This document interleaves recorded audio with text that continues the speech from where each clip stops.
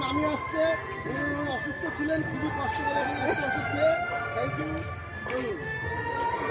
আসুন, মেয়ে দিদিরা বোনেরা, মেয়ের আরেক মামি আছে, খুবই মনে রেগে আছে। চলো আমার বেটাকে রাস্তা দেখাতে হবে, আমার বেটাকে করে রবি আইসো ছবি তুলতে নেই গো, মুখটা দেবো।